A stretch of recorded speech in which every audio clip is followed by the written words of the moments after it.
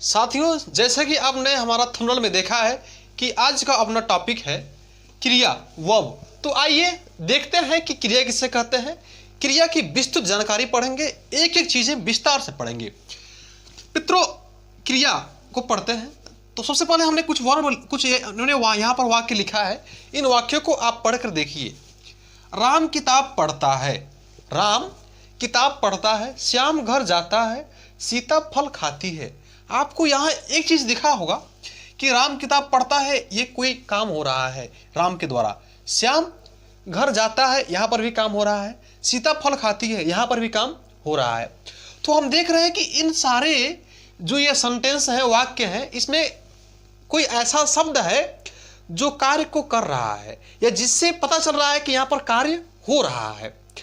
तो जिन शब्दों से क्या होता है कि कार्य का होना या करना समझा जाता है, उन्हीं शब्दों को साथियों हम क्या कहते हैं? क्रिया कहते हैं। देखिए, हिंदी शब्द भंडार में बहुत सारे ऐसे शब्द हैं जिनसे यह समझा जाता है कि इस वाक्य में कार्य हो रहा है, कार्य संपन्न हो रहा है या कार्य किया जा रहा है या कार्य का होना पाया जा रहा है। आप देखेंगे कि राम किताब पढ़ रहा है, तो यहाँ पढ़ना एक शब्द है जिससे पता चल रहा है कि इस सेंटेंस में काम हो रहा है।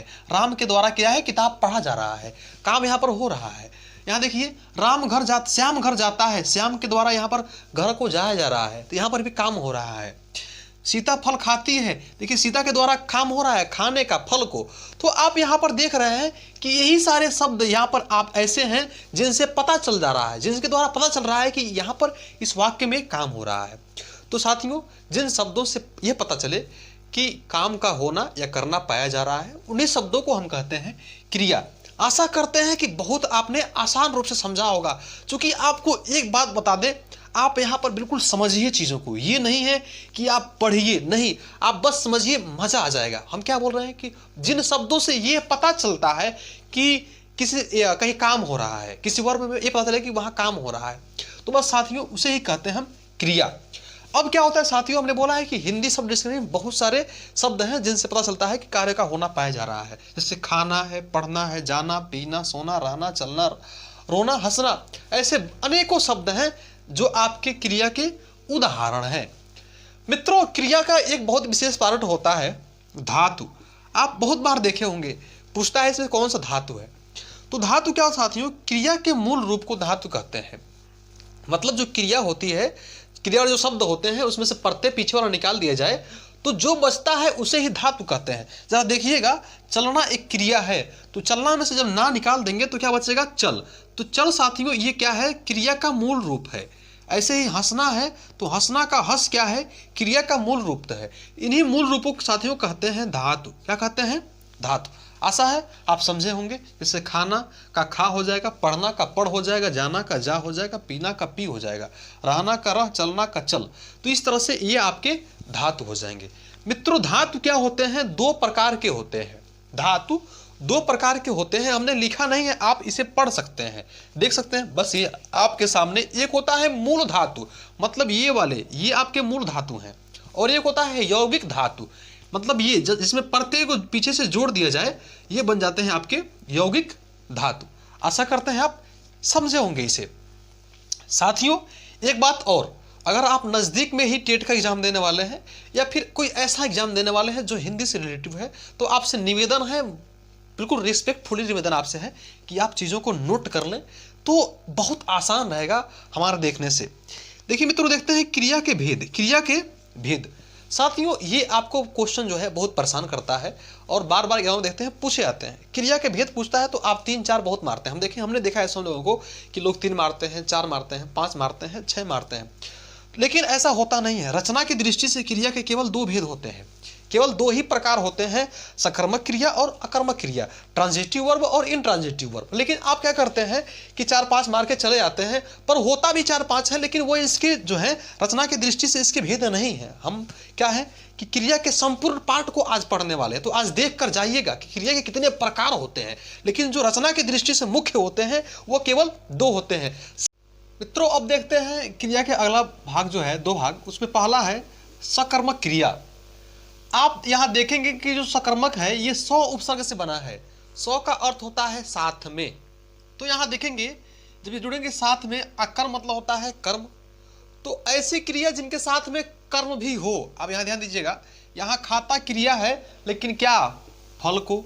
यहाँ घर, यहाँ जाता तो है लेकिन कहाँ, घर। तो आप देखेंगे यहाँ पर क्रिया खाता है, जाता है, उसके साथ कर्म भी है, फल और घर। तो इसे ही कहते हैं सकर्मक क्रिया, ट्रांसिटिव वर्ब। आप देखेंगे राम फल खाता है, राम फल खाता है, खाता क्रिया है खाना यहाँ पर, लेकिन यहाँ पर फल उसके साथ कर्म भी दिया है। जाना यहाँ पर क्रिया है, उसके साथ घर भी दिया है, मतलब कर्म दिया है। तो जब कर्म के साथ क्रिया आए तो उसे ही कहते हैं सकर्मक क्रिया। साथियों ऐसे हमारा जो अगला है ये है अकर्मक क्रिया।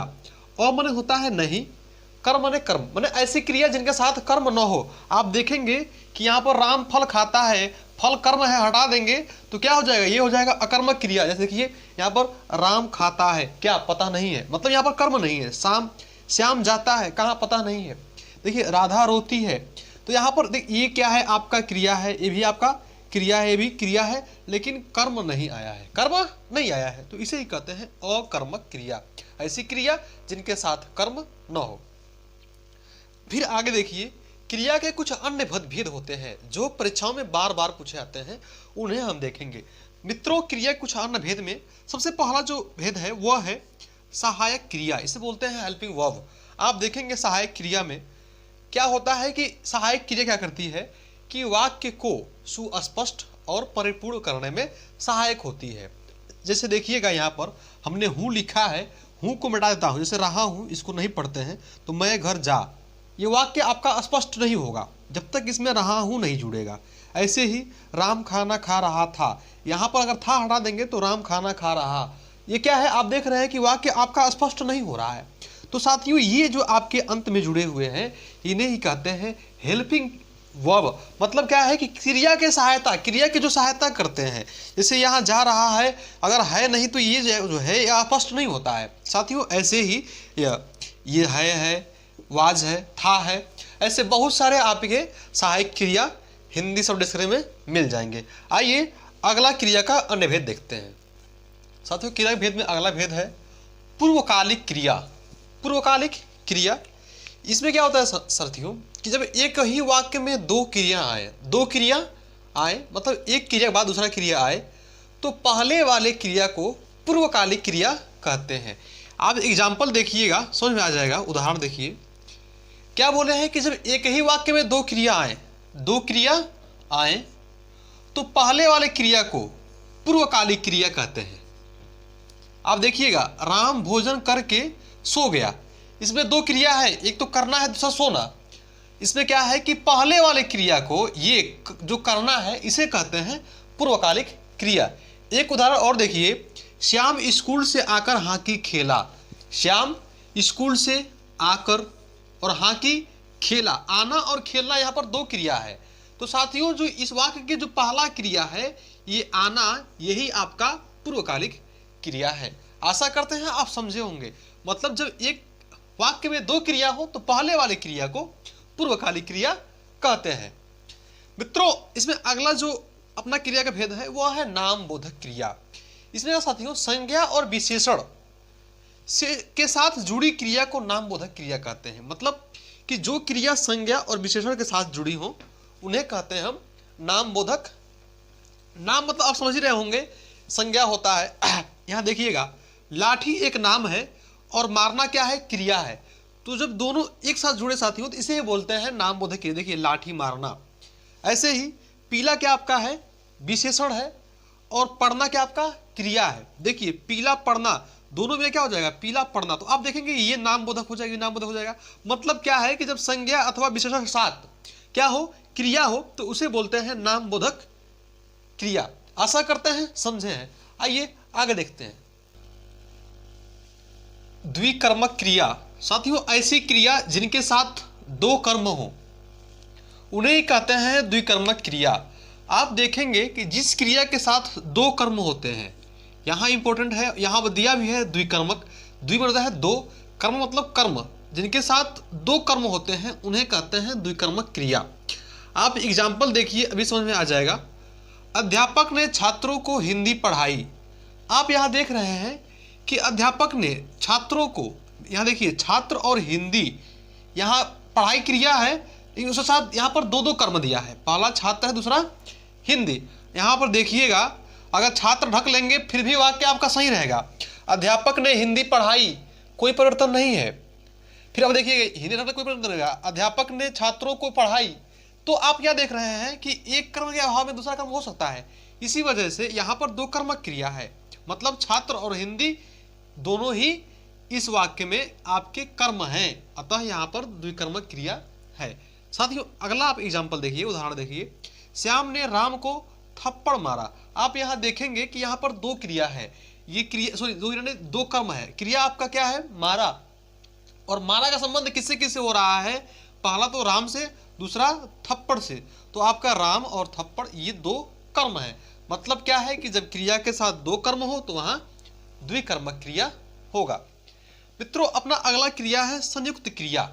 संयुक्त क्रिया में क्या होता है साथियों, कि दो क्रियाओं से निर्मित क्रिया को ही कहते हैं संयुक्त क्रिया। आप देखेंगे कि वह खाना खाने लगा, वह खाना खाने लगा, तो यहाँ पर खाने और लगा, यहाँ पर एक ही साथ दो क्रिया आए हुए हैं, तो इसलिए इसे कहते हैं संयुक्त क्रिया। फिर आप देखेंगे मुझे किताब पढ़ने दो, पढ़ना और दो, यहाँ पर दो क्रिया आए हैं, अतः यहाँ भी आपका संयुक्त क्रिया है। साथियों आशा नहीं, हमें पूर्ण विश्वास है कि आपको ये वाली वीडियो बहुत अच्छे समझ में आई है। अगर अच्छे समझ में आई है तो हमारा आपसे एक निवेदन है कि आप हमारे वीडियो को सब्सक्राइब करें, चैनल को सब्सक्राइब करें, वीडियो को शेयर करें। मिलते हैं अगले वीडियो में, तब तक के लिए नमस्कार।